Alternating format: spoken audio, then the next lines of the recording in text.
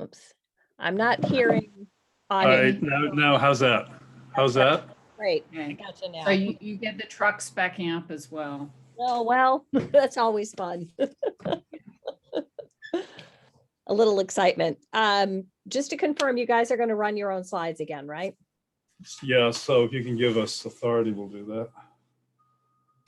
I don't know. Let's see. Hang on just a second. All right. I have just made you a co-host. Window is open. I don't know if that's. That might reduce the impact Well, of it. They just started with the backhoe. A little bit. Helps a little. Oh, okay.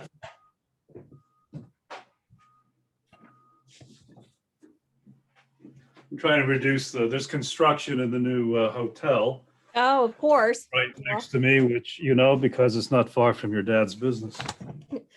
You know, Which he we mentioned just something about discussed. that. Yeah, Amanda said we just had to walk past your dad's shop. We went down to the Standard Bakery to get our baguettes. Oh. Yes, he often brings stuff home from there. Yes. How many have signed up for this one?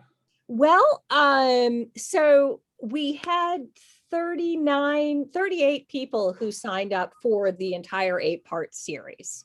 And Oh, I see. we had 10 additional people who signed up for today. So I'm hoping that we'll get a good turnout. I mean, you know how it is with webinars, particularly webinars that are, you know, free and open to the public, is that people sign up and then don't always come in. But certainly, I mean, this was very, you know, very well subscribed. And I just really appreciate that you guys were willing to, you know, accommodate us again. I made my 16-year-old listen to the presentation from the last time. I was like, this is really important. So. Well, we're happy to do it. I wish my 17-year-old would listen. She's not interested in anything I do because it's not quantum physics. Well, yeah, I quantum physics, huh? We could all aspire to that. Yeah. How does a 17-year-old get interested in quantum physics? Oh, she's been into it for a while, but that's what her grandfather does, my dad. Oh, okay. So, yeah, so I'm actually the throwback in the family. So you're a mathematical physicist. I am. So Amanda's being humble. She's also a mathematical physicist. I know. I saw that in her bio. Yeah. Yeah, but Oh. Newtonian. Yes. Newtonian. Yeah. There's Clifford. I haven't seen Clifford in a long time. There's Clifford.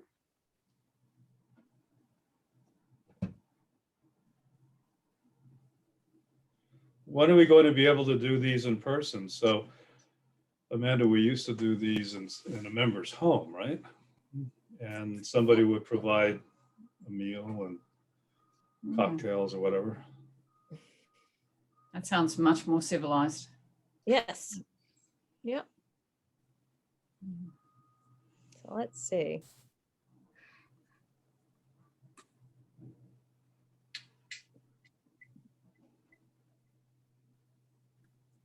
Allison, did you convey screen sharing authority? I thought I did. Yes.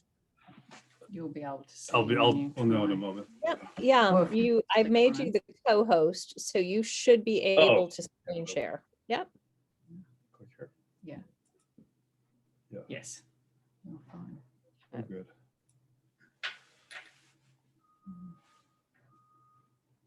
And I'm just, okay. So. All right. There's Doug Bates. I'm just gonna, well, I could probably do it on this. I'm just gonna keep popping over. All right. Just see. I have to keep checking because I always get frantic messages from people who can't find the Zoom link. which I completely understand. There's Sylvia. Just give it another couple minutes. And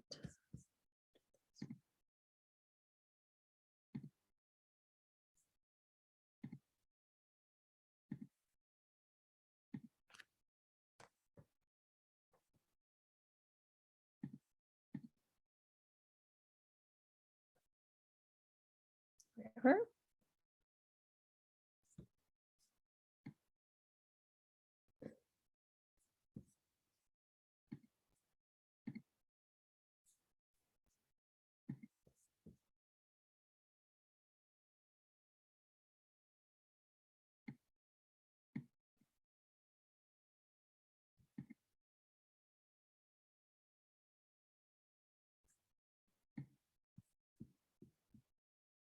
All right.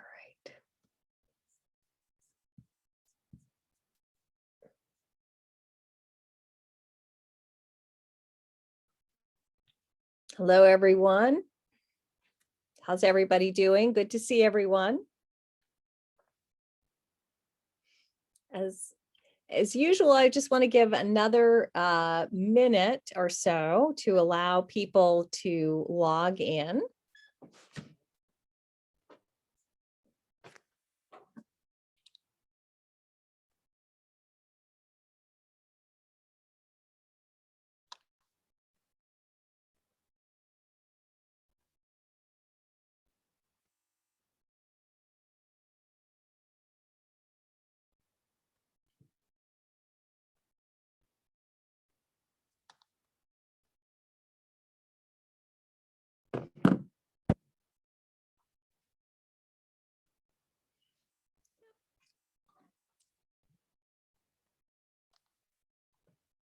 Okay, just got another message for somebody who needs the link.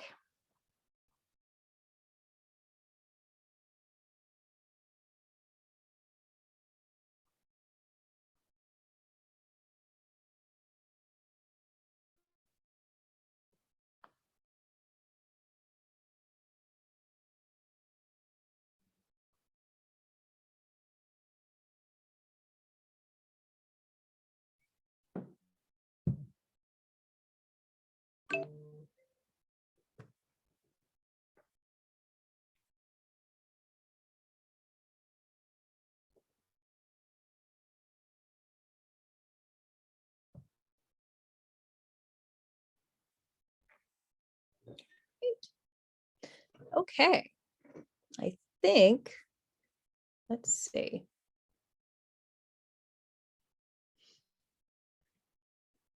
All right, I think that other person who was trying to get in has gotten in.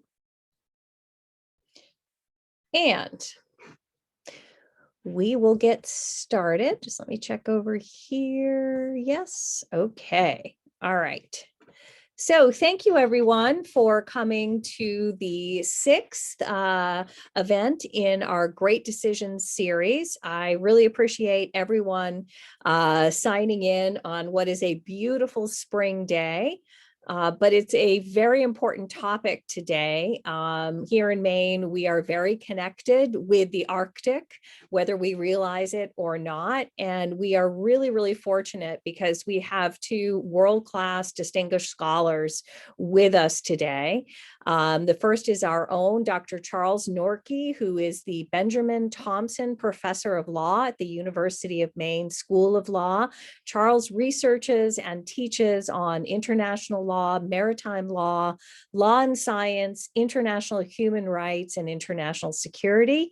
He also served as the Fulbright Arctic Scholar in Iceland and is the contributing editor to the Global Geneva. He's a fellow of the Explorers Club and the co-president of the Arctic Futures Institute. Charles was also a journalist in Afghanistan, so he jokes that he gets stuck in the A's with his research and scholarship.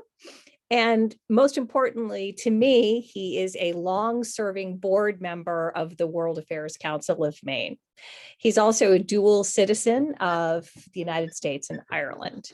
He also has invited to join us Dr. Amanda Lynch, who is the Lindemann Distinguished Professor of Earth, Environmental, and Planetary Sciences at Brown University.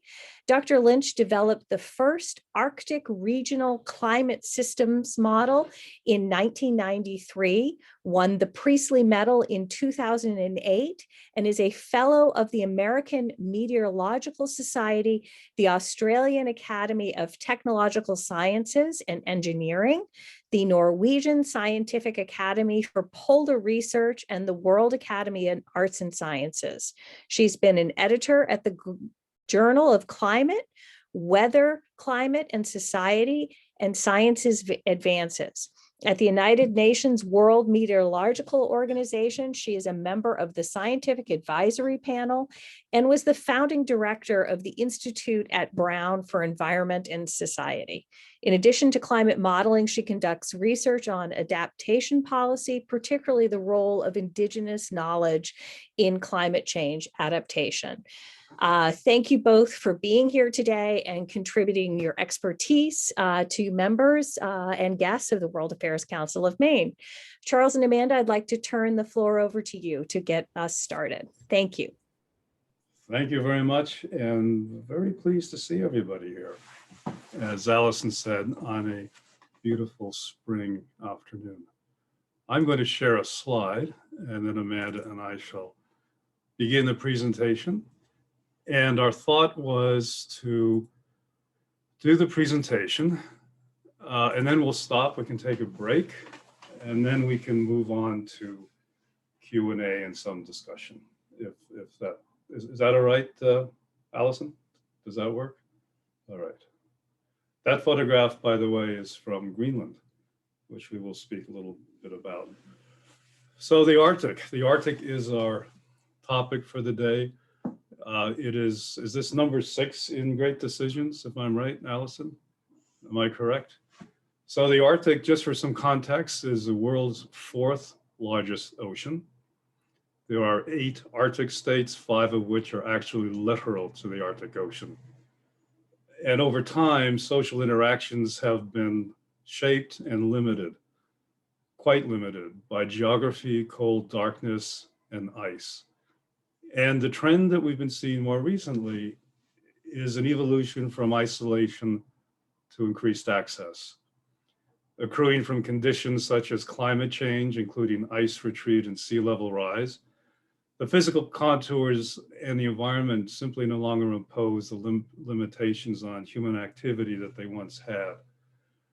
Key to the context, geopolitics, maritime and land operational theater for NATO and Russia. States, including their navies, participate in these social interactions of the Arctic, as do indigenous peoples, shipping firms, oil and gas companies, and so on, all operating within a social process shaped by climatic-induced ice loss.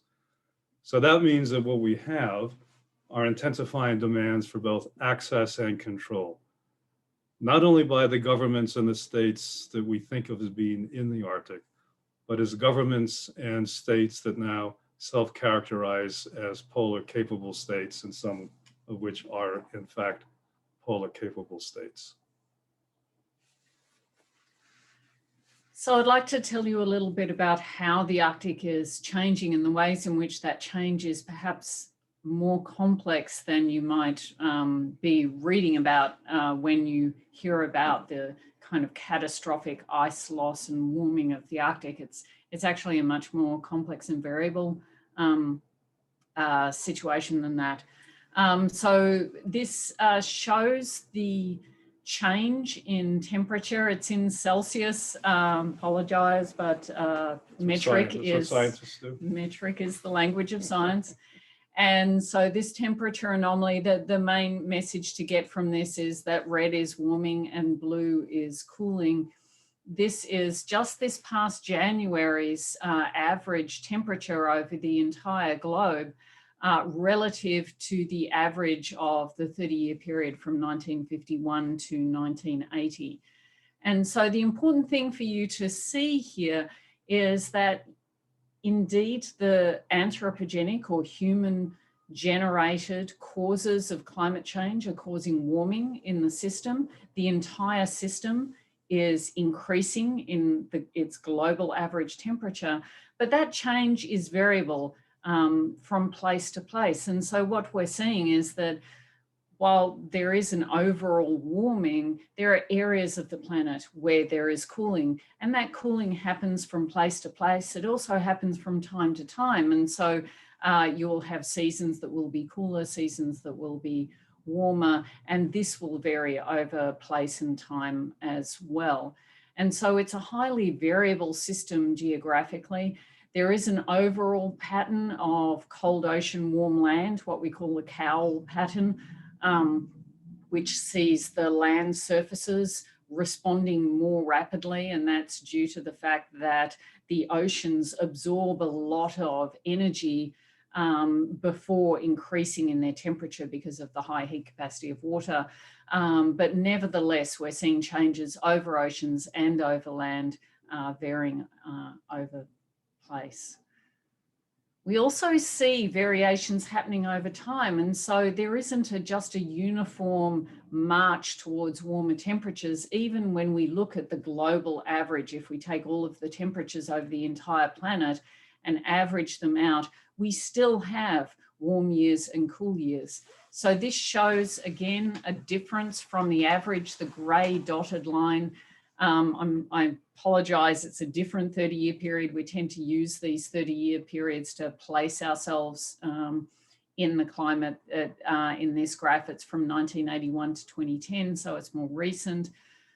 The grey line is the global average temperature, the grey solid line. So what you can see is near the start of the century, we're still coming out of the Little Ice Age. And so we had a period of cooler temperatures during the Victorian times, and that was part of a natural variation in the system. And we started to slowly come out of that.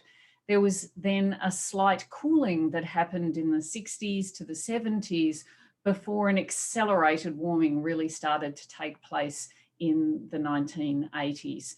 And that acceleration was sufficiently large that we were able to predict in the 1980s that we'd be able to detect the human fingerprint of change in this system by around the year 2000. Because it's a very noisy system, we needed to wait to see the signal emerge from the noise. And indeed, that prediction that, that the signal of human actions would emerge from the noise at around the year 2000. But the red line that you'll see here, that is the Arctic temperatures. And there are two things that you can observe about the record of Arctic temperatures. One is that they're more variable from one year to the next. The colder years are much colder. The warmer years are much warmer. So we get a lot of variation. And that's something that I want you to think about when you start thinking about Charles discussing access, is that you still get these very cold and icy periods in the Arctic. The other thing that you'll observe from this is that the Arctic is warming faster than the globe. If you look at the time period, particularly from around the year 2000 or so, the rate of change in the Arctic is much greater. And in fact, as we measure it, the Arctic is warming twice as fast as the global average. And so the question is, why is that true? And the reason that it's true is because we have ice and snow in the Arctic. And ice and snow is white, it's bright, it reflects sunlight much more efficiently than vegetation, dark soil in the ocean surface. And you can see this simply by looking at it. And because a large proportion of the energy coming from the sun is in the visible spectrum, we can see it. That's no accident, that's evolution. The reflection that you see from the bright surfaces is sending more energy back into space than the absorption that we're getting over those darker surfaces. And this is a process called ice albedo feedback. Albedo tells you about how reflective this surface is.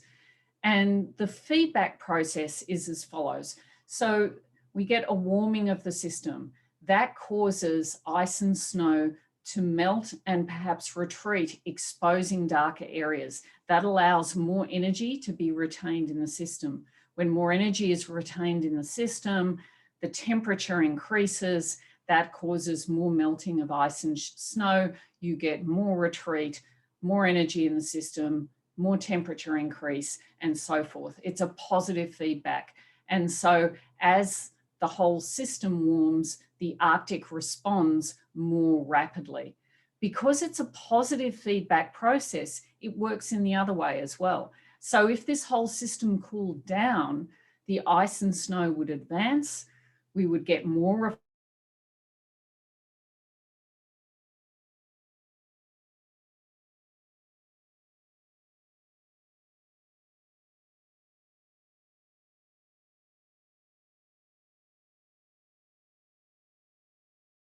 process. It's an amplification process, much as you might see in your old stereos. And so Arctic amplification is the process whereby any change in the entire Earth system is, amplified in the Arctic. It's not amplified in this way in the Antarctic for reasons that we don't have time to get into today. Next slide. And so this mechanism of Arctic amplification, we've been able to observe in the system. And again, it's a noisy system. It takes time for the signal to emerge from the noise, but nevertheless, if you look here is the sea ice area from the summer of 2016 compared to the average over 1981 to 2010, that same 30-year average I showed you for the graph over time. And the blue areas is where we've lost ice. The red areas is where we've gained ice. Again, it's a noisy, complex system. Just because we're losing ice overall doesn't mean we're losing ice everywhere all the time. And so there are parts of this graph that are red where we are gaining in ice. Nevertheless, overall, we have lost a substantial amount of ice through this Arctic amplification process.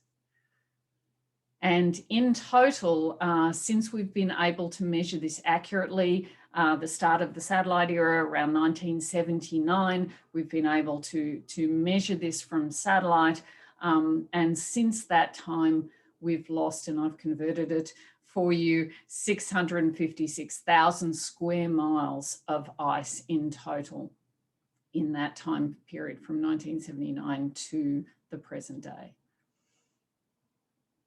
Not only can we observe this amplification, we can also use models to simulate it.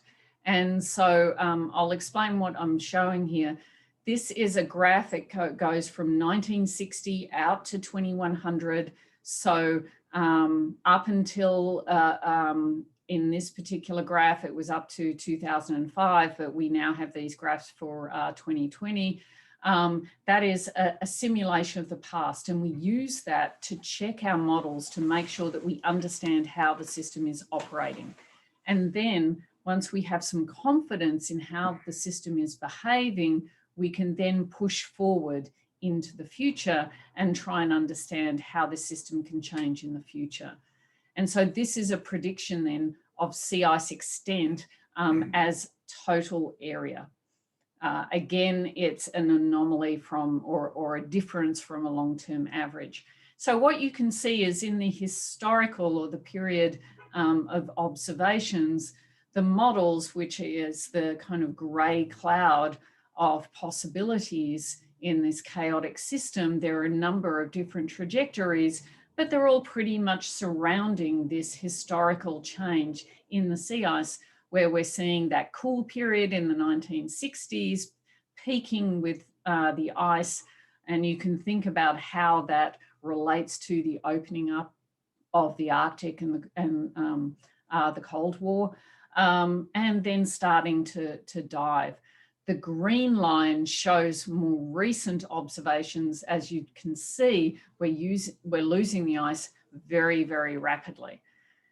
As we go forward in time, it's more difficult to know exactly what's going to happen. And the important number that we're trying to get at in terms of our science here is, when are we going to lose the ice altogether? And that's when that cloud of possibilities hits the deck, so to speak, down at -7. And so what you can see is that this graph is telling us different models will tell us different timing of when we're going to lose all of the ice. But it's not just that we have different models telling us different things. What we also have is different storylines about how the Arctic is going to evolve that is associated with human actions. And those are, of course, much more difficult to predict. And these are called the RCPs, or representative concentration pathways. And these are different storylines. Do we adopt a low carbon economy or not? Do we regionalize or do we globalize? How do our international relationships evolve? What decisions do we make? What regulations and taxation do we put in place in which countries? All of these things affect the pathways that we might experience going forward. And that gives us a large amount of uncertainty in this system. So going forward, we have a system that's geographically variable, it varies in time, and the future is uncertain. The part that we can be certain about is we are absolutely and certainly losing ice. And it's a matter of when rather than if at this point. But how rapidly that happens, that depends on the human factors. And for that, I will turn to Charles. So this science, the science that we've just heard, is the driver for a great range of social processes of the Arctic. And there are many, many activities encompassed within that social process.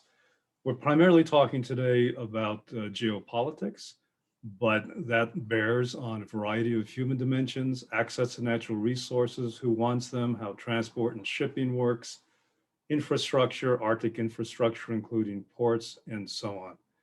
We need to really account for the science in order to understand where the trends are with respect to these activities and what the futures look like, and the kinds of mechanisms, including legal mechanisms, we have to help guide the future that we want in the Arctic.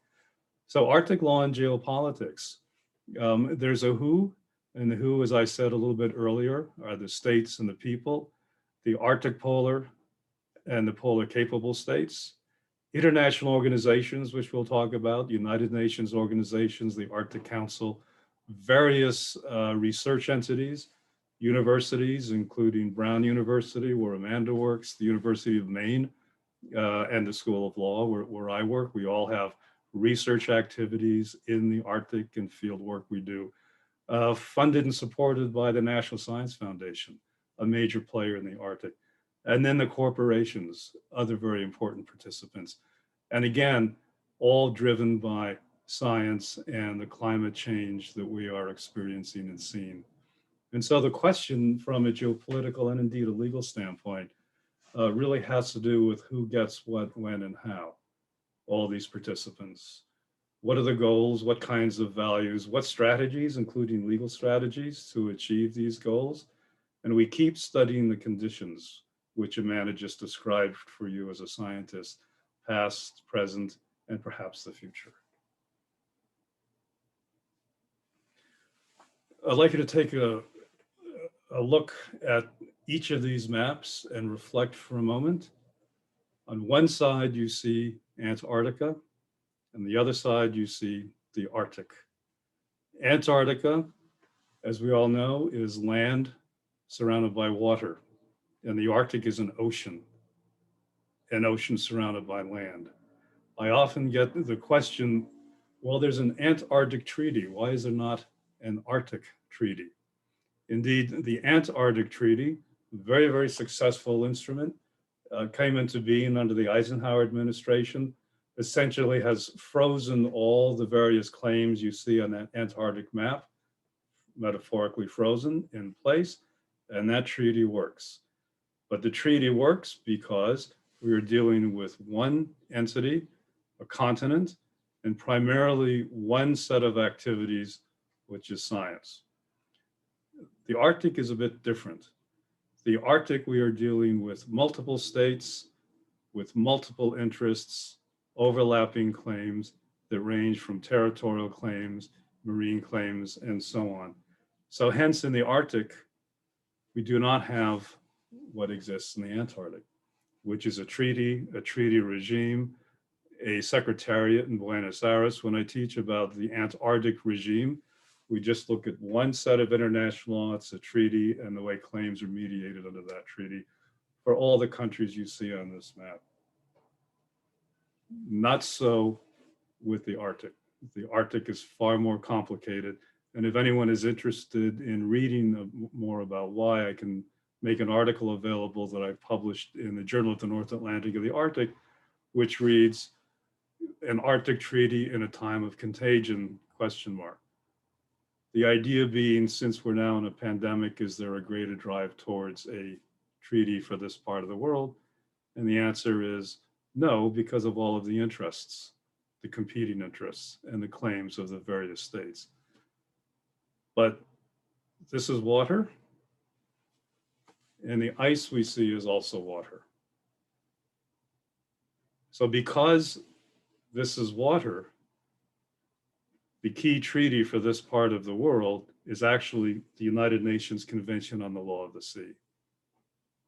The UN Convention on the Law of the Sea, which has a provision that I just showed you, that refers to ice-covered areas, which is that Article 234 of the convention. And that particular provision gives coastal states the opportunity to impose regulatory provisions for the conservation of ice-covered areas. So think Canada, parts of the United States, Russia, and so on. But the reason this is the applicable treaty is because we're talking primarily about an ocean, and the UN Convention on the Law of the Sea is a key instrument that zones our oceans. So if we look at these marine zones, these maritime zones, the territorial sea, the exclusive economic zone, which is a fishery zone, that's the water column, that extends to 200 nautical miles. The continental shelf, which is the prolongation of the landmass of a coastal state. That's where the hydrocarbon resources are, oil and gas. And that particular element can be extended an additional 150 nautical miles. So certain states can actually have not just the 200 nautical miles, but out to 350. And then we have the high seas, the water column beyond national jurisdiction where no coastal state exercises any sort of sovereign jurisdiction. Now, every single one of these zones are present in the Arctic Ocean, even if they're covered with ice. They are still marine zones. And what is important to understand is that a number of states have claims. A number of states have overlapping claims, exclusive economic zone claims, so the fisheries claims, and overlapping claims with respect to the continental shelf. This gives you a sense of the exclusive economic zones of the Arctic. And in the middle, within that red line, that's the Arctic Ocean beyond national jurisdiction where no coastal state exercises any sovereignty. So the issue with respect to that part of the Arctic Ocean is how can fisheries resources and other resources be conserved? So what is occurring right now are two important treaties to conserve fishing and regulate unregulated fishing in the Central Arctic Ocean. One is an agreement specific to the Central Arctic Ocean, and the other is a global agreement for the conservation of living resources beyond national jurisdiction, which is making its way through the United Nations General Assembly at the moment as we speak. And then there's the continental shelf. So most of the acute claims, the overlapping claims in the Arctic Ocean are actually continental shelf claims. Now, under the UN Convention of the Law of the Sea, every state, every government is entitled to 200 nautical mile continental shelf. And this is actually a feature of what we call customary international law that predates the convention, that goes back to the Truman Proclamation, when President Truman issued a proclamation that the United States will exercise jurisdiction over its continental shelf out to 200 nautical miles and would in no way interfere with freedom of navigation of the water column. When President Truman did that, every other government in the world that could claim a continental shelf did the same thing. So then fast forward to the UN Convention on the Law of the Sea, and it was determined that not all continental shelves are equal. This was what the scientists told the diplomats and the lawyers. So the treaty has a provision under a certain article, Article 76, that enables states to claim an extended continental shelf. That extension of a continental shelf is done by producing scientific evidence to the Commission on the Limits of the Continental Shelf, which sits in the United Nations General Assembly building in New York at the Secretariat. Now, the problem with the Arctic is if you think about the Arctic Ocean, it's not very big. So as states such as Russia, Norway, Canada, Denmark by way of Greenland make claims over their extended continental shelves, they're overlapping claims. And then where there's lack of agreement, those go to either diplomatic resolution or international adjudication before one of three international dispute mechanisms that I'll touch on a little bit later. Now, the United States is compiling important scientific evidence, information to support a claim to an extended continental shelf. And that's being done right now, and you can actually follow the pace on the State Department extended continental shelf project.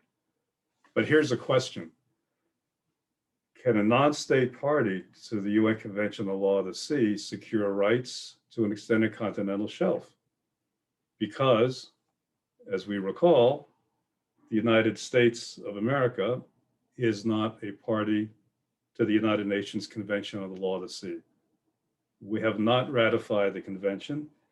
It has, since President Reagan, it was actually Ambassador Elliot Richardson, if anybody remembers everybody on the screen remembers Elliot Richardson, at least from the Saturday Night Massacre. He was the lead negotiator for the UN Convention on the Law of the Sea in Geneva, but it was not ratified. It's been put to the Senate for advice and consent under several administrations, but has not yet been ratified. And so then the question is, what aspects of the UN Convention on the Law of the Sea really applies to the United States? What can we avail ourselves of?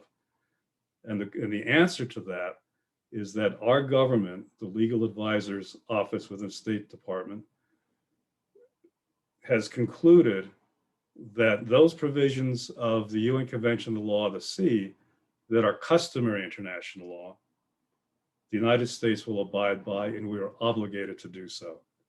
So that means that the 200 nautical mile continental shelf, that's customary international law. That additional 150, which requires going to an institution of the convention, that's not customary, that's conventional law.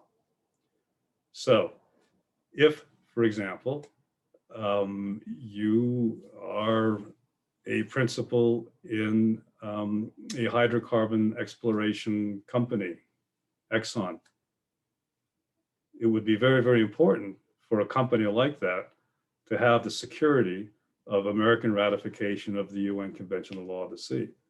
because you might want to place an oil platform in the extended continental shelf area, and you would not want there to be a cloud on tidal for that oil platform. The United States Navy, for navigational purposes, would like our government to have ratified this convention, as would the deep seabed mining companies, because all of those, there are protections for all of those activities within the convention, and including conservation. And then when we think about the US national strategy for the Arctic and for the Arctic region, if you look at our national strategy, there is an absolute policy intent that the United States join the convention. So we shall see what unfolds under the current administration. And then there's Arctic shipping. So at present, there are 2 viable Arctic shipping routes with a possibility of a third. So the 2 viable are the Northwest Passage, which runs along Canada, and as a matter of international law of the sea, if you're Canada, you invoke Article 234 of ice-covered waters, and you deem that route to be internal waters. If you're the United States, other seafaring powers, you regard the Northwest Passage as a straight use for international navigation. And so you do not recognize that as the internal waters of Canada. Now, in reality, the United States and the Canadian government agree to disagree and simply managing and get along. So that's one route. Then there's the Northern Sea route, which runs along and in Russian waters. And Russia, of course, has the lion's share of the world's icebreakers. And then there's a possible route over the pole. And would have to ask a scientist how plausible this is. Plausible. Well, so this is interesting. We've been interviewing quite a number of shipping operators who are wanting to use the Northern Sea route at the moment. And while most years are reasonably navigable, particularly because the Russians have such excellent icebreaking capacity and include that in their licensing agreements to allow people to use the route. But many of the shipping operators that we spoke to said that what's stopping them from using that route, even though it's significantly shorter than the Suez Canal, and so potentially would save both greenhouse gases and time, is the icebergs of Russian paperwork, not the physical icebergs, is what's stopping it. And so one of the things that we're watching as sea ice scientists is when is that tipping point when the sea ice retreats from Russian territorial waters into international waters? Because at that point, there is potential for shipping companies to access something that looks like this central Arctic shipping route and not have to go through the Russian licensing procedure, which is onerous. Very onerous. So looking at the possibility now of a third route and the possibility of increased Arctic shipping because of the ice situation, there is a new set of international laws that's come into being called the Polar Code. So the Polar Code, which was essentially driven by the International Maritime Organization, which is the preeminent United Nations organization that takes care of shipping. It's headquartered in London. It was thought that several years ago that any ships operating in polar waters need enhanced structural integrity, enhanced safety measures, and enhanced environmental protections in the event of a breakup. So the Polar Code now applies to any vessel operating in polar waters that's currently being constructed. So the AIMSKIP company, people know AIMSKIP, which is the shipping company that operates between Portland. So we're sitting here in the old port of Portland. This is right where we are. AIMSKIP is down the block. Those vessels that operate from Portland to Reykjavik in Iceland, then to Tromsø, Norway, and up to Russia as far as Murmansk, they are Polar Code capable. And AIMSKIP is currently in a joint venture with Royal Arctic Lines building new polar vessels. Royal Arctic Lines is a Greenlandic shipping company. And so there will be shipping between Portland, Iceland, and into Greenland, and ultimately between Portland and Greenland. And for reasons I'll get into later, that hasn't happened quite yet, but it's on the way. And then polar capable states. We can talk about China. We can talk about China's interest in research. China has a research facility in Svalbard, north of Norway. And China is now an observer in the Arctic Council. And the Arctic Route of Belt and Road Initiative includes an Arctic maritime route as well. And the Chinese government is very, very intent on further activities in the Arctic. We should say something about the Arctic Council. So these specialized intergovernmental international organization in the Arctic is the Arctic Council. Now, the Arctic Council is it is not an international organization the way, say, a United Nations organization is, because it's not a treaty entity that has international personality. It is actually an intergovernmental organization, but it is the premier forum where governments come together and discuss Arctic matters. All matters, that is, with the exception of national security. So issues of war and peace, national security, submarine placement, NATO bases, and so on, all off the table within the Arctic Council.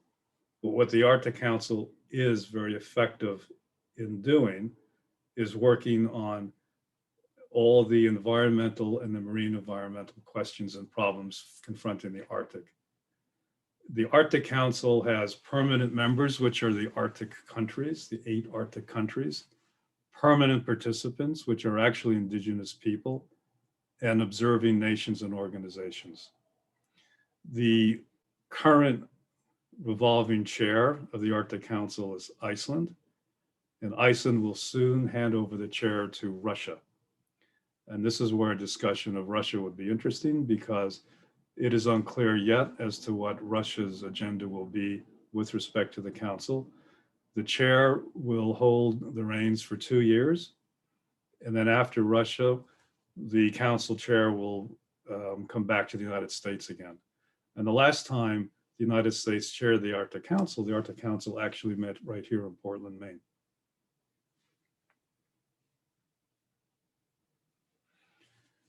And as I said,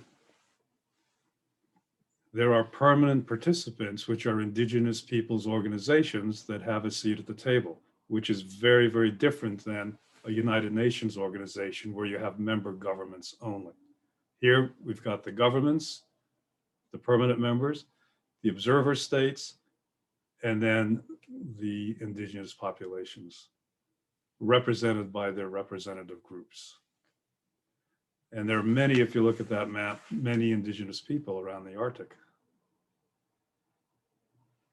This is the search and rescue agreement. It's a delimitation that was negotiated and brought into being by the Arctic Council. Very, very important international agreement. If that cruise ship is stranded somewhere, which government is going to undertake the responsibility to take care of that cruise ship? And how's that going to be done? Another important instrument produced by the Arctic Council is an agreement on international Arctic scientific cooperation, somewhat in the vein of the Antarctic Treaty, which is specifically for science. This is an important science agreement, particularly those of us such as Amanda and myself who do Arctic field work, and especially the natural scientists, I would say. Mm-hmm. And then there is an agreement also brought into being by the Arctic Council on marine oil pollution preparedness and how to respond to an oil leak or a problem. So the Arctic Council has been making pretty important headway across a range of environmental and security aspects of the Arctic, but not national military security. And then we can talk about Greenland for a moment. Both of us work in Greenland, and Greenland has a desire to become independent. Greenland has just had an election. The last time, at least I was doing research in Greenland, we were spending time at our primary research site, which is in Narsoc in the south of Greenland, where a uranium mine was being planned, a uranium mine with Chinese investment primarily. And of what country was that mine? An Australian mining company, Rio Tinto, but they created a special purpose instrument for this particular exploitation, which is listed on the London Stock Exchange as Greenland mining. It's Greenland Minerals. Right? Greenland Minerals, yeah. So as an Australian, I thought I should give Amanda a chance to. When I was last in Greenland, in Nuuk, which is the capital, and I had a meeting in the Ministry of Minerals and Mines, I heard a lot of Australian accents in that ministry when I was we know how to dig stuff up. Yeah, know how to dig stuff up. Yeah. So with this election, this uranium mine was an important issue in the election. Now, Greenland is entirely indigenous, right? Entirely Inuit. So you would think that, it would be pretty clear in which direction the community might go with respect to a uranium mine that's going to be built right next to farming areas, sealing areas, and so on. But the community, in fact, was very divided. There was community leadership that was actually opposed to an open pit uranium mine because they're worried about, obviously, their fishing, sheep farming, and tourism. And there were others who looked upon the uranium mine as a chance for further investment and maybe job creation. The way the election turned out, the new government is actually opposed to the uranium mine, and so it looks like this is not going to happen, but did make it clear that mining, if done in a safe manner, is not at all foreclosed at all. I recommend anyone who hasn't been to Greenland to try to go. It's a flight to Iceland, which is 4 hours, and then it's 2 hours back towards Maine, actually, to get to Greenland. We the University of Maine and the law school have been running a joint law and science, I should say science and law Arctic expedition in Greenland, which this summer has been canceled because of pandemic and last summer as well. But we hope to get the faculty and students back there next summer. That aforementioned uranium mine was to be located in the south of Greenland. If you look at the south, you'll see the town of Narsoc and Qaqortoq. That's actually where Eric the Red landed en route to North America, to Canada, which he described as Vinland. You'll see that most of the population lives on the edges, on the coast. The rest is frozen. It's ice. Much of the country, 3 major areas at least, are under the protection of the United Nations or the UNESCO World Heritage Convention. So the World Heritage Convention requires a government that has a World Heritage site to create enhanced protections for that site. And so that raised additional issues for putting a uranium mine adjacent to a UN World Heritage site.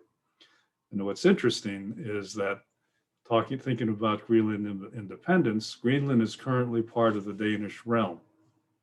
So although Greenland has home rule and self-governance, in matters of international law, treaty negotiation, foreign policy, it's actually Copenhagen, it's Denmark that has competence. And so Denmark would be potentially in breach of the World Heritage Convention had the area been damaged. And with regard to self-determination, a really critical issue for Greenlandic people in all of this is how do they fund their self-determination aspirations. You've got to fund it somehow, because at the moment Denmark is supplying their healthcare, their education, many of their social services. And so in order to transition from a Denmark dependent kind of self-rule situation to full self-determination, there needs to be an income. And it's pretty clear, I think, that tourism and fisheries alone won't do it. And so that is why there is this kind of walking this careful line in between acceptable and unacceptable mining operations that might form part of the mix that enables this country to become independent. And then if it is independent, does it actually remain, as Denmark is, part of NATO? That's a very important geopolitical question that we can talk about. If you look in the north, the Thule Air Base, that's an American air base, right? Currently, Greenland is within NATO. Because of Denmark, an independent Greenland need not remain in NATO. And another, as Amanda just put her finger on with respect to the financial aspects of becoming independent, currently every single citizen of Greenland gets a subsidy. That person's life is subsidized by Denmark, including higher education, free university in Denmark, and so on. And healthcare. And healthcare. I mean, a really serious health problem, that person is on fixed-wing aircraft and air ambulance to Denmark. So all that goes away with respect to an independent Greenland. So that is one of the dramas that is unfolding in the Arctic. There aren't many serious Arctic disputes over land. This is one that's left. It is not that serious, but it's over Hans Island. Hans Island sits between Greenland and Canada, and hence is an international dispute between Denmark and Canada. So typically what happens is Canadians and Danes will show up and raise their flag in alternate times, alternate days, and leave a bottle of liquor until the other country comes and picks it up. Kind of like Machias Seal Island, which is a vestige of the Gulf of Maine, US versus Canada case, still hasn't been settled. If anything like that were to go to international dispute settlement, it would be heard by the International Court of Justice on the left, as was the US versus Canada Gulf of Maine case, or the International Tribunal for the Law of the Sea, which is on the right side of the screen, assuming that the governments have ratified the UN Convention on the Law of the Sea, or to international arbitration, which is open to all governments, symbolized in the middle. So as we start thinking about some questions and discussion, one thing to think about is where are the common interests that we may have in the Arctic? Common interests across states, across people, scientists, non-scientists, lawyers, corporations, etc. Lovers of charismatic megafauna.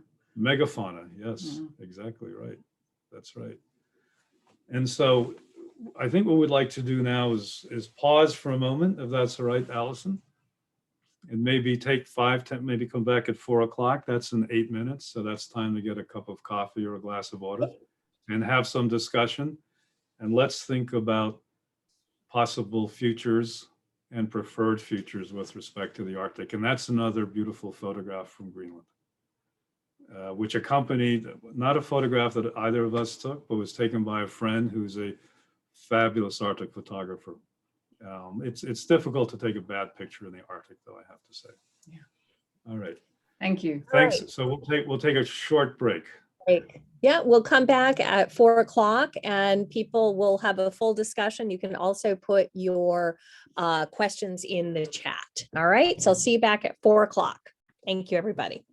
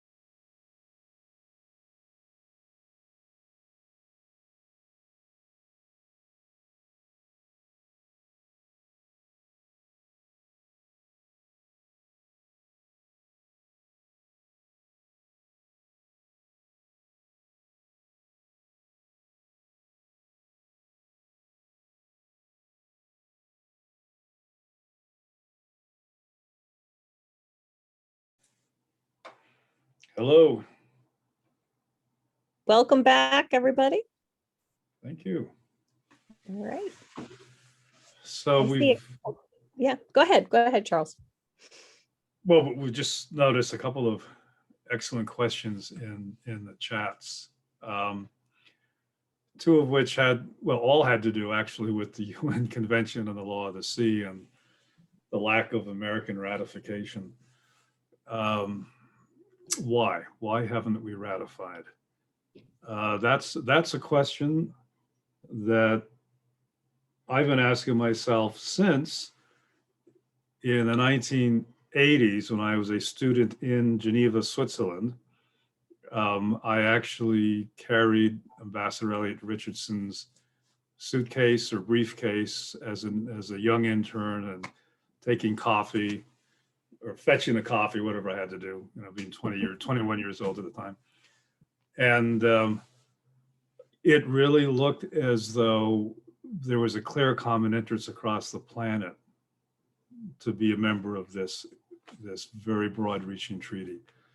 What happened was under the administration of President Reagan, there was reluctance to ratify, and so it was withdrawn because of a particular provision having to do with deep sea bed mining and the requirement that a royalty would be given through the International Seabed Authority to developing countries by private corporations that would be involved in the deep sea bed mining. So that was problem number one.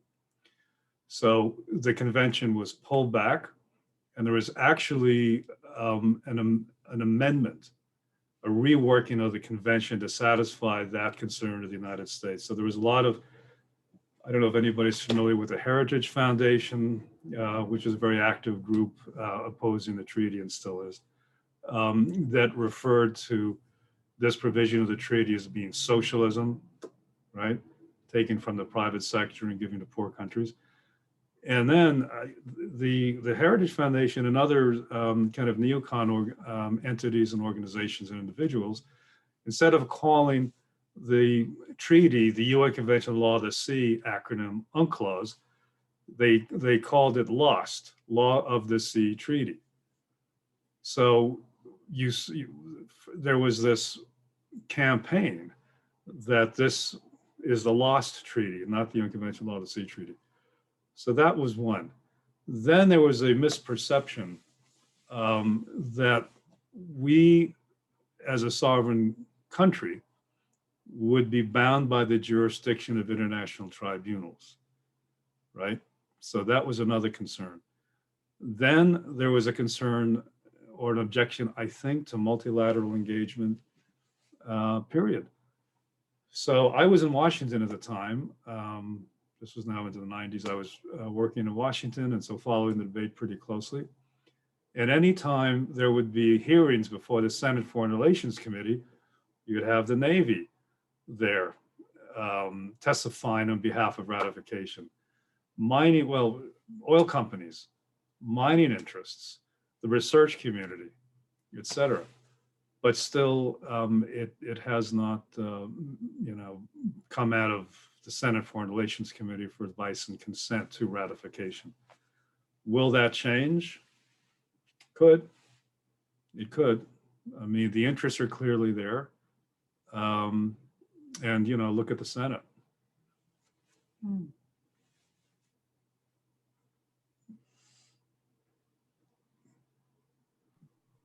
Do we have other questions?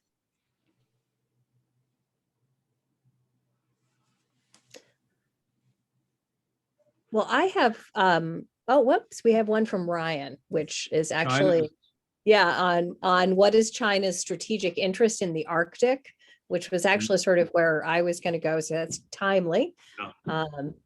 Yes, please. Yeah. China has multiple interests in the Arctic. One is navigation. Absolutely. Navigation. A second, I would say, is countering American moves in the Arctic. A third is access to rare earths and mineral resources, science. Yeah. I mean, what you'll read when you read China's Arctic strategy, you'll read mostly about science and climate change. Yeah, but in fact, it's probably more access to resources, and also, as I said, that route for China to get to Europe is significantly shorter, and saves a substantial amount of time if you can run your vessels fast enough, which depends on the ice conditions and your ice breaking capacity. But nevertheless, as the ice retreats, the expectation is that shipping will become more and more efficient. And that will allow international trade to happen more seamlessly through the Arctic Ocean, which, as I said, has a climate bonus because you're expending less hydrocarbons in order to run those ships through the Arctic. Of course, what you're risking is an accident. The more ships that you have in that area, the more likely it is that you're going to get a problem where you get a ship breaking up, perhaps releasing toxic materials into the ocean. And something to watch for is, will Chinese and Russian interests align? And so we may get some clues with respect to that as Russia takes control of the chair of the Arctic Council. It'll be very interesting to see, and it may show up as Amanda says, as interest alignments over climate and environmental issues, but that could mask many more interests that are apparent when one digs beneath. Yeah. Why is the U.S. not building more icebreakers? Yeah, Write your senator. Yeah, this is something that as scientists we discuss. Particularly at the National Science Foundation Office of Polar Programs. It is a perennial agenda item as the status of US icebreaking capability. It's really frustrating. There was just completed an excellent experiment in the Arctic Ocean called Mosaic, which had a ship frozen into the ice for many months to enable observations to take place. There was a similar experiment that happened maybe 20 years ago called Sheba that did the same thing north of Alaska. In both cases, these were not US ships that were used because we simply didn't have the capacity to field a ship like that in the Arctic. And given that the US also requires this kind of capacity for accessing our Antarctic research bases, it's a deeply problematic issue for US scientists where we're always piggybacking on other countries, which of course we're not used to doing. I'm just looking at the chat to see if there are other, let's see, the future of Greenland is an independent state. Future of Greenland is an independent state. So does everybody remember when President Trump offered to buy Greenland? Mm-hmm. I published at the time an op-ed in the Portland Press Herald, which you can still find. I think it was titled either Give Away or Buy Greenland. It's been done before, which is true. There's a whole story as to how Denmark ended up with Greenland instead of Norway. The future of Greenland is an independent state. I don't know if anybody was listening to the BBC this morning about Wales becoming independent. Was it BBC or NPR? I can't remember. So you think about these small countries and the viability of them becoming independent. Okay, Scotland has the North Sea oil, but is that going to be enough? Northern Ireland would have to join the Republic of Ireland. What happens to Wales? Can it sustain itself? New Zealand has sheep. New Zealand has more sheep than people. Mm. Right. There are different ways to do this. Greenland? Well, there are people in Greenland, including the government, that think that they could subsidize their independence with enhanced mining. And then this gets to the China interest again. That could be an alignment of interests between Greenland, currently Denmark, currently a NATO country, an alignment of interests with China. And I've heard that discussion. So there's a question about the polar bears and the disappearance of Arctic ice. There are actually many ice-dependent species that, you know, polar bears are the most visible, but of course we have walrus and seal and cascading on down the food chain. Because this has a significance for Arctic fisheries and the way fish populations are migrating with ocean temperatures, there is an intersection between what's going on at a national level, where you have national access to fisheries, and what's going on internationally through some of these conservation efforts. But certainly in terms of actions that have actual teeth, that's still very much on a national basis. So the international work is more largely about propaganda and symbolism, which is important and needs to be done, but not something that has any particular leverage in the process. From a science point of view, the basic understanding at the moment is that the ice is retreating back into the Canadian archipelago, and that will remain a refugium for ice-dependent species for quite some time. So we may not be looking at extinction as soon as perhaps we feared. It's still very much up in the air. But my hope is that the United States does move closer to Greenland, and there's a very good indication of that because our government has just opened a consulate. So the consular officer of the United States that took care of Greenland used to be in the American Embassy in Copenhagen. And it took several years of discussion and negotiation with the Danes. And now finally we have a consulate in Nuuk in Greenland. And that suggests stronger ties. I mean, Greenland is not far from Maine. It is not far from Maine. Our law school, our law school here, we have an exchange agreement with the University of Greenland to bring some of their law students here and eventually send some there. There's talk of a Fulbright Commission being established in Greenland for Greenland only. So there are all these potential ties and interactions with the United States. And I think the more that happens, the more there'll be an American presence, which is what the Greenlandic people want. They actually want to study more English than Danish. Or Chinese. Definitely. Not Chinese, right. Right. So it's going to be very interesting. Within 30 years it will happen. How it happens and what the constellation of the players will be will determine the outcome. Sorry. People can jump in, by the way. We're not many on the screen right now, so if anybody should jump in on the discussion. I saw that. Oh, go ahead, Doug. Doug's in. Doug Bates. Yeah, go ahead. Unmute yourself. There was a cryolite mine for a long time in a place called Grunedal in Ivigtut Fjord, northwest of Narsak. Yeah. The cryolite mine no longer exists.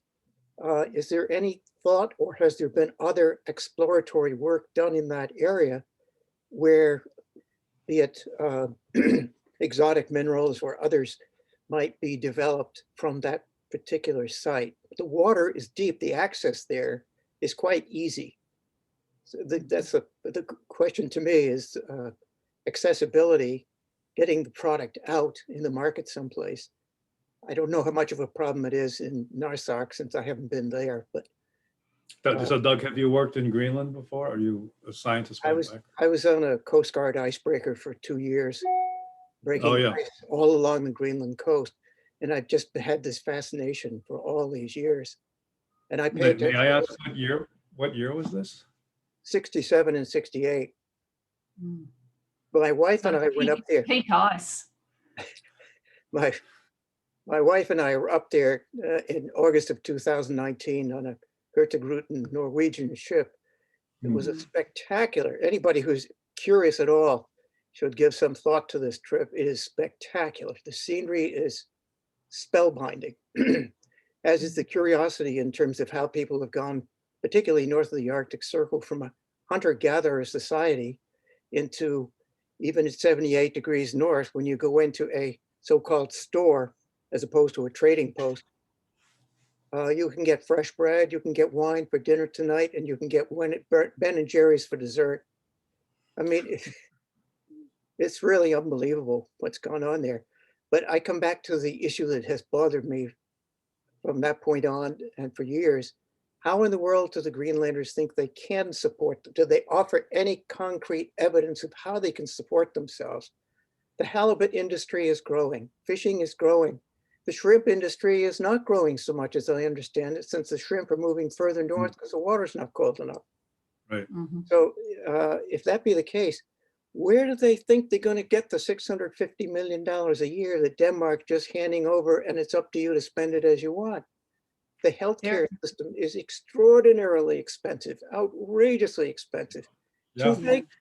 There are real capacity issues. You know, when there are capacity issues associated particularly with the education system in Greenland. And so, you know, a lot of people will go away to get an education and then come back. And there's a flow through that's very similar to the flow through you see in other Arctic Indigenous communities, where young people will leave, they will get an education, they will, you know, perhaps experience life in kind of more cosmopolitan areas, but then they will return and they will take their skills with them. And so there are a lot of efforts at the moment in Greenland, as there are in other Arctic Indigenous regions, to facilitate that kind of repatriation of, you know, capacity, because a lot of what's a lot of the challenge that Greenland is facing is that, you know, really solid decision-making capacity, being able to game out the various scenarios, understand the resources that are going to be required, understand the opportunity costs of taking one path over another. And so developing that capacity is a large part of it. Another big issue for Greenland is actually energy. And so developing alternative energy sources, particularly for remote communities that are entirely reliant on diesel fuel and deliveries of diesel fuel, and trying to move beyond those. And in fact, the US funds a lot of research in developing alternative energy resources for isolated communities in Greenland. And so those are two areas where there's such a huge gap that needs to be filled before you can even get to an assessment of what the appropriate alternative future can be. And Doug, in my mind, you've really put your finger on the question. I mean, where's the evidence that independence could be sustained? A lot of the discussion that at least I hear is quite aspirational. You sit down with some serious-minded politicians, some of whom have been to Maine. They, worry about the brass tacks and how to do this, right? And they realize that this can only really be accomplished with strong ties to an external state, another government. And if it's not Denmark, then who? And if not Denmark, then not just who, but who and how. And then, in international law, we have gradations of independence too. How much autonomy are they willing to pay for, right? I mean, maybe they want more self-rule. I've had somebody in the foreign ministry say to me, if only we just had competence over our treaty-making ability and some of our foreign affairs, right, and our oceans out, beyond the territorial sea, that just might be enough. But there's going to be quite a negotiation with Denmark, because Denmark wants to remain an Arctic country if it can, doesn't want to get booted off the Arctic Council, doesn't want to, and then the Danes have a different view of conservation than a lot of Greenlandics. The Danes prefer that you don't have a, hydrocarbon exploitation in the coastal waters and the seas, that you don't have the mining and so on. So there's going to be a lot of discussion between these entities. Charles, Yeah. I wonder if there's an analogy with Iceland 100 years ago. I mean, I have a former colleague at the World Bank who grew up in Iceland. He was born around 1939 or so. I mean, there was one high school basically in Reykjavik back then. In order to go to post-secondary education of any sort, you had to leave the country. He went to Finland. The economy back then was basically still pretty much fishing. And you look at Iceland, and of course, Iceland only became independent again, just over 100 years ago. So I wonder, if you look at Iceland today, the transformation from that situation in the 1940s, which of course the war was also transformational for Iceland, I understand that, the Second World War. But is there an analogy there about how quickly things could in fact change? Well, Iceland is not all a good news story either. I mean, the global financial crisis really did a number on Iceland's strategy, and they've had to rebuild from that. So, there's as much to tell you in Iceland about how not to do it as to how to do it. And I think, you could say the same of Ireland, probably. Yeah, but just thinking about Iceland, and as Clifford knows, I lived there on my sabbatical a few years ago. First of all, the energy situation is very different with the thermal energy. Secondly, the history of fishing and trade is, I think I would say more developed. I mean, maybe Doug has a different point of view, but I mean, thinking about Iceland fisheries, fishing capacity, and the fishing fleets, I mean, the cod wars, right? Versus Greenland. I just think that Greenland is further behind even than where Iceland was 100 years ago. But then again, I'm not sure. Yeah, and the interesting thing about Greenland is, as with all of these places, it's not homogeneous. So there have been communities in Greenland, for example, that have managed the transitions between, cod and shrimp and other species in fisheries, and they've retooled their processing capacity really effectively. And there are other communities that have not been able to make that transition. And so again, this speaks to this kind of decision-making capacity issue of, who's making the decisions, what information do they need, what intelligence failures are occurring that means that one community manages to deal with, say, a fisheries transition and another doesn't. By the way, Clifford, on the World Bank, I don't think the World Bank has much presence in Greenland because of Denmark. Yeah. Oh, interesting thought. From my understanding, Denmark's too wealthy. Yeah. Yeah. They would not be a client country. Yeah. Somebody just posed a question. Sorry, go ahead. Yeah, well, I was going to say, going back to what, about this question of ethnicity and so forth. Of course, Iceland is basically made up entirely the population of Vikings who went there from Norway and so forth. And there's not as much of an indigenous population. It's different in that sense, right. Isn't it? Also from Greenland. Yeah, that's right. That's right. And the Vikings who landed there, they stopped in Ireland to pick up women along the way. That's why every Icelander is part Irish and part Viking. There you go. And I see that there's a comment from, is it Tobin? You got your vaccine and you're going to go to Iceland? Yes, sir. That's correct. Yeah. Yeah, that's yeah. And I think your question is about tourism. They seem open for tourism.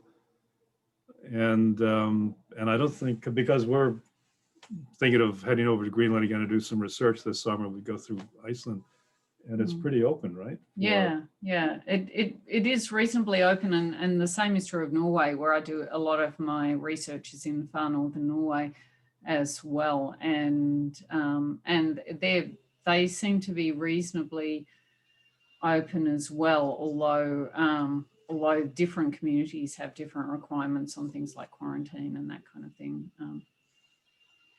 William has a hand up. Yeah. Well, my son, when he was in the Navy, was stationed in Iceland in Keflavik. And I took my younger son and went to visit him there. And we went skiing in Iceland, which was actually quite an experience. Did you go to Akureyri in the north? I don't remember the name of it any longer, but I do remember driving over these barren volcanic fields and thinking, God forbid the car should break down. We'd never get out again. But the other thing that I found very interesting about the Icelandic economy, and this was 20 years ago that I was there, but they made, the fishing is a very big industry in Iceland, and in fact brings in a lot of income. But of course, there's nothing else that produces much income in Iceland. Farming is not very good with sheep and things like that.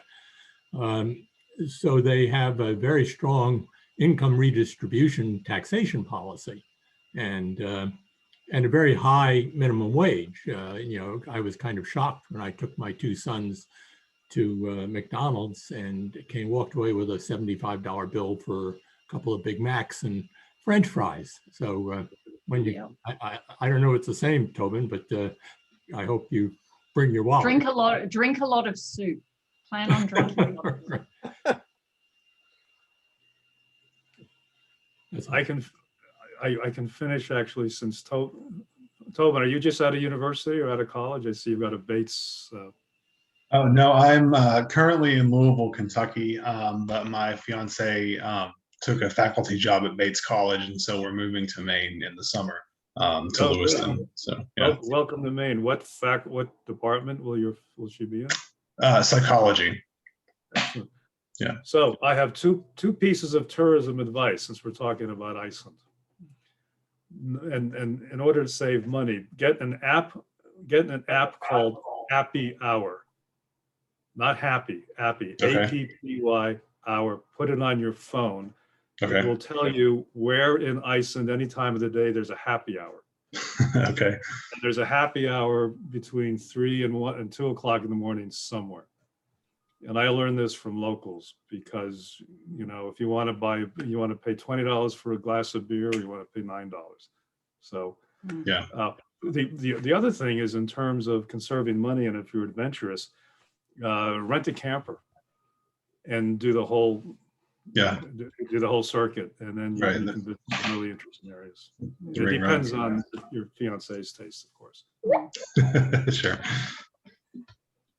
So any other comments? There was a question about the World Heritage Site, UNESCO. So just quickly on that, since we do a lot of work on that.